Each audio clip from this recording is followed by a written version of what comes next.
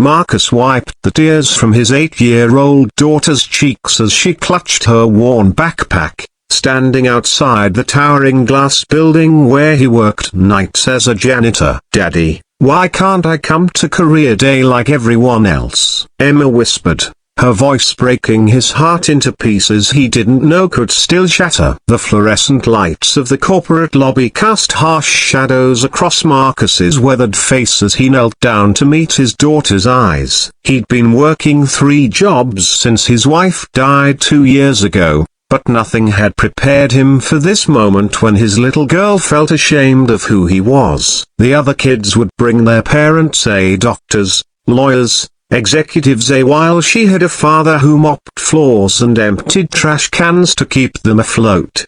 "You know what, sweetheart?" Marcus said, forcing a smile that didn't quite reach his tired eyes. "Daddy's job is important too. I keep this whole building running, just like how I keep our little family running." But as Emma walked away toward her school bus, her shoulders slumped in defeat. Marcus felt the familiar ache of not being enough. He'd given up his engineering dreams when Sarah got sick, choosing family over his future, and now he wondered if his sacrifice had been worth it when his own daughter couldn't see his value.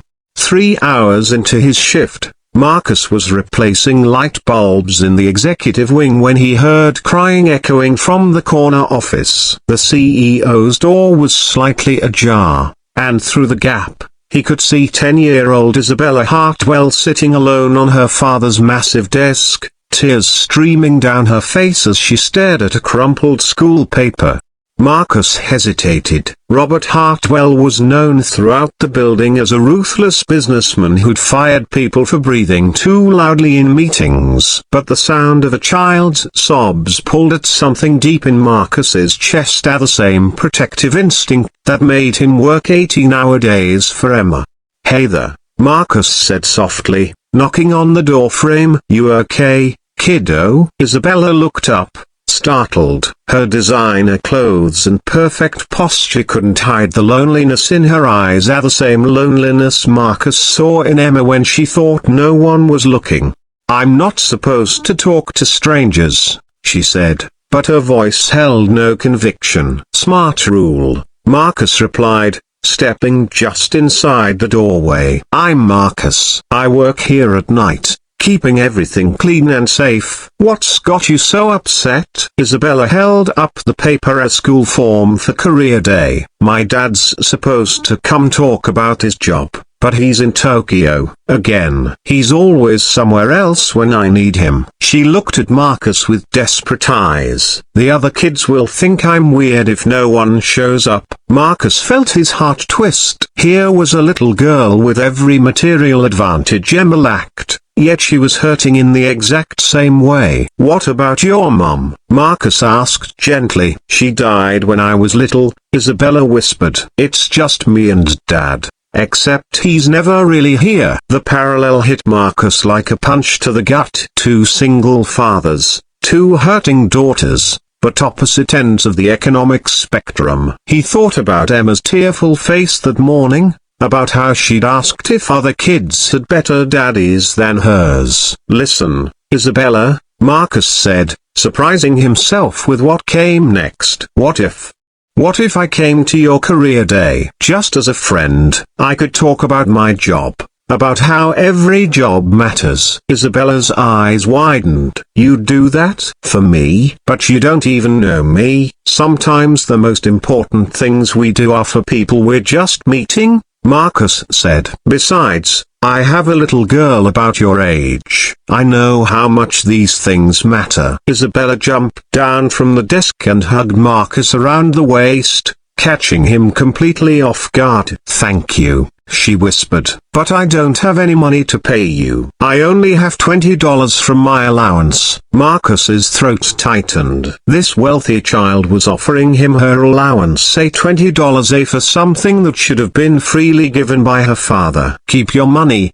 sweetheart. Some things can't be bought." The next morning, Marcus showed up at Isabella's exclusive private school, feeling wildly out of place in his clean but worn clothes among the sea of designer suits. But when he saw Isabella's face light up as he walked into her classroom, none of that mattered. "This is Marcus," Isabella announced proudly to her class. "He's my 3-day dad." Marcus spoke to the children about his work, not just the cleaning, but the responsibility, the problem solving, the way every job contributed to making the world function. He talked about dignity in all work, about providing for family, about finding purpose in service to others. The children listened, captivated by his genuine passion and warmth. After the presentation, Isabella's teacher, Mrs. Chen, pulled Marcus aside. "That was incredible," she said. "Isabella has been struggling since her father missed her birthday party last month. This is the happiest I've seen her all year." Marcus spent 2 more days at the school, helping with a science project and attending Isabella's piano recital where she dedicated her song to my friend Marcus, who showed up when it mattered. Each day, he saw the little girl bloom, her confidence returning as someone finally prioritized her needs. On the 3rd evening, as Marcus returned to his janitorial duties, he found Robert Hartwell waiting in his office. The man's usually perfect appearance was disheveled, his eyes red-rimmed with exhaustion and something that looked like guilt. "You're Marcus," Robert said, his voice cracking slightly. "The janitor who's been helping my daughter." Marcus straightened, preparing for confrontation. "Sir, I can explain." "No, you can't," Robert interrupted, then paused. "Actually, you can't explain it because what you did is inexplicable. Mrs. Chen called me. She told me about Career Day, about the science project, about how my daughter introduced you as her 3-day dad to everyone." Robert's hands shook as he pulled out his phone, showing Marcus a photo Isabella had sent him of her beaming next to Marcus at her recital. "Do you know what she wrote with this picture?" "Daddy, I wish you could meet Marcus. He makes me feel important." The silence stretched between them, heavy with the weight of a father's realization. "I've been trying to give her everything money can buy," Robert continued, his voice barely above a whisper. "Private schools, expensive clothes, trips to Europe. But a janitor, forgive me, a man who works as a janitor, gave her the one thing I couldn't. Time, attention, the feeling that she matters." Marcus saw tears in the CEO's eyes, are the same tears he'd seen in Isabella's that first night. "She tried to pay you," Robert said, pulling out a crumpled $20 bill. "My 10-year-old daughter tried to hire a father figure for $20 because hers was too busy making millions to show up for her life."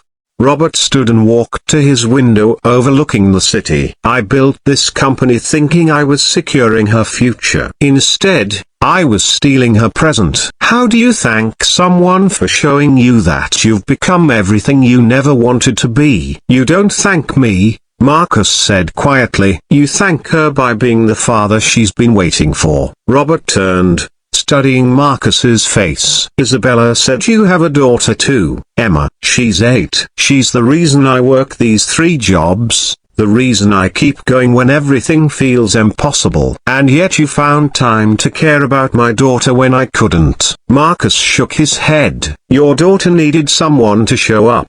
That's what parents do. We show up, even when it's hard, even when we're tired, even when we feel like we have nothing left to give." 2 weeks later, Marcus was startled to find an envelope slipped under his apartment door. Inside was a letter from Robert and a check that made Marcus's hands tremble. But more than the money, enough to pay off his debts and secure Emma's education, was the note. "Marcus, you showed my daughter that love isn't measured in dollars but in moments. You gave freely what I thought could be bought. I'm restructuring my entire life to be present for Isabella. She talks about you every day, about how you proved that showing up is the greatest gift. I'm also starting a scholarship fund in your name for children of working parents. Your kindness created ripples you'll never fully know. Thank you for saving my relationship with my daughter, and for reminding me what being a father really means. That evening,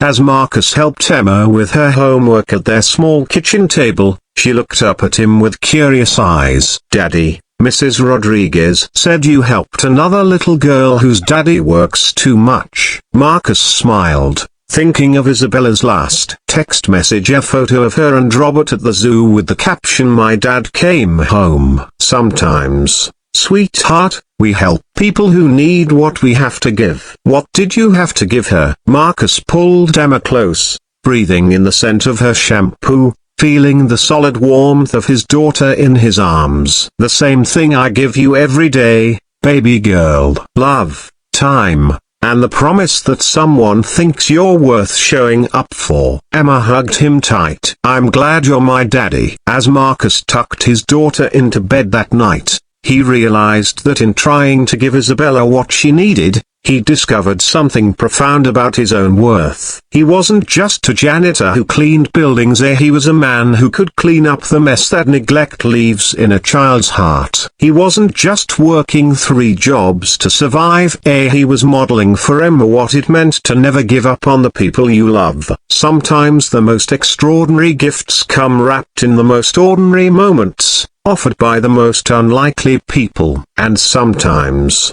$20 and a desperate child's plea can change everything for everyone involved.